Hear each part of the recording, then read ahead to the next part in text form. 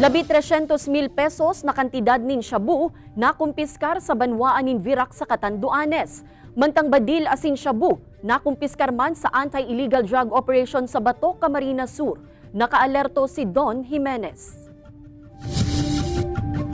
Nasa 50 gramo kantidad ni nasa 325,000 pesos na pigtutubudang shabu ang nakumpiskar sa sarong 29 anyos na lalaki sa Virac, Catanduanes. Sigun sa PIDEA Catanduanes, bago sa nasa pagpapabakal nin illegal na droga ang sospek, asin darakulang bulto nin pigpapangalad na bulong ang pigpabakal kaini, tanganing maibariwas ngunya na Lenten season, huli sa pagruso kan mga mapuli sa probinsya. Kung hindi natin to na kuha and nahayaang nakapagbenta sa mga barabarangay, maraming nasisirang buhay.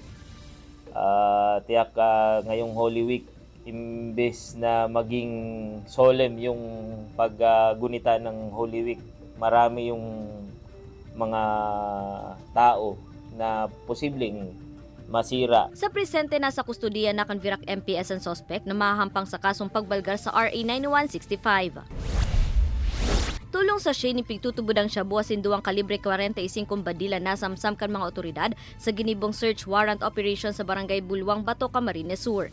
Sigun sa Bato MPS, ang 44 anyos na sospek kabali sa Barangay Drugs Watchlist asin padagos pa sa iyang illegal na gibo. Accordingly sa mga report sa amin from the barangay, patuloy siyang na-involve sa illegal drugs activities at meron pang ang baril, kaya medyo may ano talaga siya, kumbaga may lakas na loob. May lakas ng loob na gawin yung pagbibenta ng illegal drugs kasi meron nga siyang gamit na baril.